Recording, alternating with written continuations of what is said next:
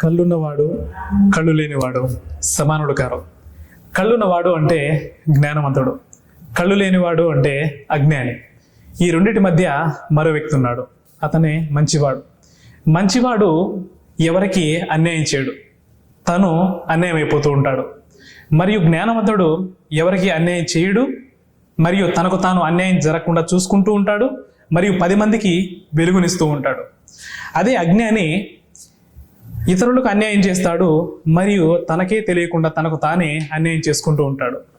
అయితే ఎవరు ఏ ప్లేస్లో ఉన్నారన్నది ఎవరికి వారు అర్థం చేసుకోవాలి. జగన్మోహన్ రెడ్డి గారు ఎన్ని ఉడిదుడుకులు వచ్చినప్పటికీ, ఎన్ని సమస్యలు వచ్చినప్పటికీ ఆయన మాట తప్పలేదు. కాబట్టి ఆయన యొక్క కార్యకర్తగా మనం కూడా మాట అనేది తప్పకూడదు. నేను మీకు చెప్పిన విధంగా ప్రశ్నిస్తాను అని ఏదైతే మీకు మాట ఇచ్చానో ఆ యొక్క విషయంగా ఈరోజు మనం ప్రశ్నిద్దాం. అయితే నా యొక్క ప్రశ్నలు రెండే. ఆ రెండు ఏంటి అంటే, 14 లక్షల కోట్లు జగన్మోహన్ రెడ్డి గారు అప్పు చేశారు అని మీరు నమ్మారు, ప్రజలను నమ్మించారు. ఎప్పుడు, ఎక్కడ, ఎలా? దీనికి సమాధానం తెలపండి. మరియు 30,000 మంది స్త్రీలని జగన్మోహన్ రెడ్డి గారు కనపడకుండా చేశారు అని మీరు నమ్మారు, ప్రజలను నమ్మించారు. ఎప్పుడు, ఎక్కడ, ఎలా? విత్ ఎవిడెన్స్తో నాకు తెలియజేయండి. అయితే నాకు ఈ ఎవిడెన్స్ కావాల్సింది కూటమిలో ఉన్నటువంటి కార్యకర్తల దగ్గర నుండి నాకు ఈ ఎవిడెన్స్ ఆన్సర్ కావాలి. ఎందుకు అంటే వాళ్ళు చెప్పేటువంటి అబద్ధాలని ప్రజల వద్దకు మోసుకెళ్ళింది, నమ్మించింది మీరే. కాబట్టి మీరే నాకు ఈ ఆన్సర్ తెలియజేయండి. నేనంత స్వార్థపరుని కాదు.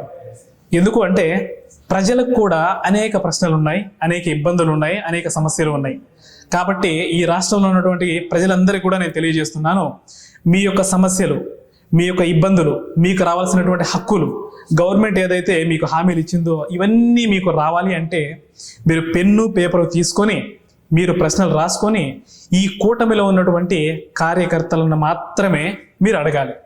ఎందుకు అంటే చెట్టుని మనం అందుకోలేనప్పుడు దాని యొక్క వేర్లు మాత్రమే మనం పట్టుకోవాలి. ఎందుకంటే చెట్టు యొక్క ప్రాణం వేరుల్లో ఉంటుంది. కాబట్టి ఒక డాక్టర్ దగ్గరికి వెళ్ళి మనం ఇల్లు కట్టుకోవాలి, మ్యాప్ వేసి ఇవ్వండి అంటే కరెక్ట్ కాదు. మరియు ఒక ఇంజనీర్ దగ్గరికి వెళ్ళి నాకు జ్వరం వచ్చింది, ఇంజెక్షన్ ఇవ్వండి అంటే సబబు కాదు. కాబట్టి మనం ప్రశ్న అడగడం మనకు తప్పు కాదు, ఎక్కడ ప్రశ్నిస్తున్నామన్నదే ఇక్కడ పాయింట్. కాబట్టి మీ సమస్యలు, మీ ఇబ్బందులు కూటమిలో ఉన్నటువంటి కార్యకర్తలనే మీరు అడగాలి. ఈ యొక్క విధానం లేదు కాబట్టే నాయకులు అన్న వాళ్ళు ఇష్టానుసారం హామీలు ఇస్తున్నారు, వాటిని నెరవేర్చడం లేదు.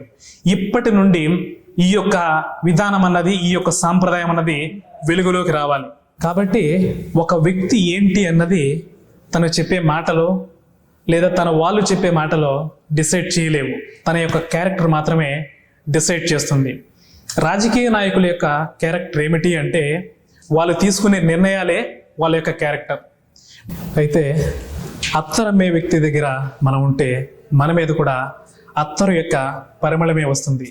అదే కొలిమి కొట్టే వ్యక్తి దగ్గర ఉంటే మనకు కూడా ఆ మట్టి మసే అంటుకుంటుంది. కాబట్టి ఎవరితో ఉన్నారన్నది ఎవరికి వారు ఆలోచన చేయండి.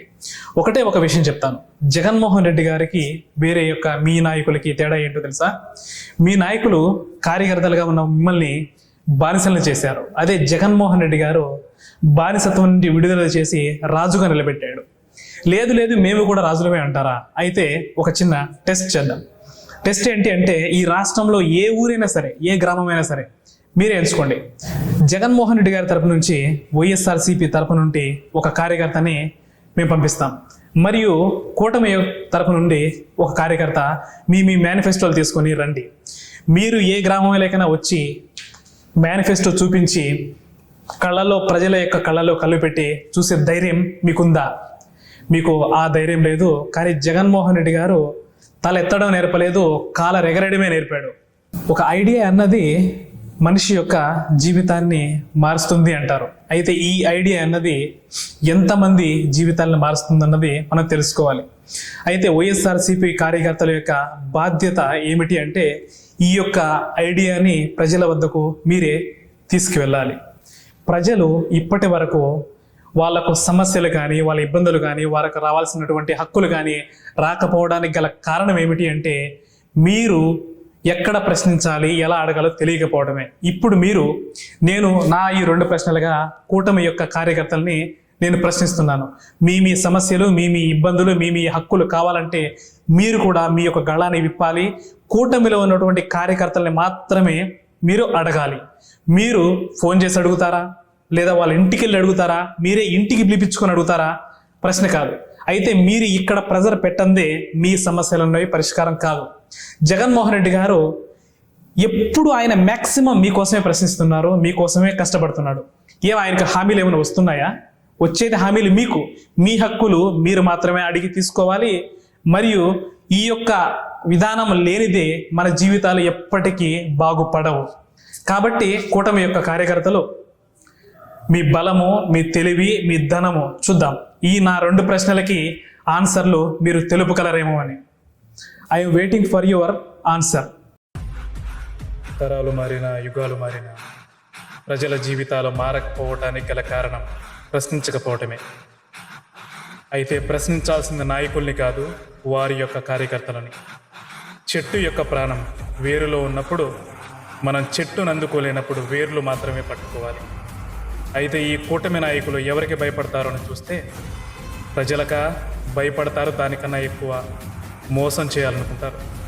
పోనీ జగన్మోహన్ రెడ్డి గారిగా భయపడతారు, దానికన్నా ఎక్కువ అటాక్ చేయాలనుకుంటారు. వీళ్ళు మోసం చేయడానికి వీలే లేకుండా, అటాక్ చేయడానికి అవకాశమే లేకుండా ఇప్పటికిప్పుడు వీళ్ళు భయపడేది తమ పార్టీలో ఉన్నటువంటి కార్యకర్తలకు మాత్రమే. కాబట్టి ప్రజలారా, రేజ్ యువర్ వాయిస్.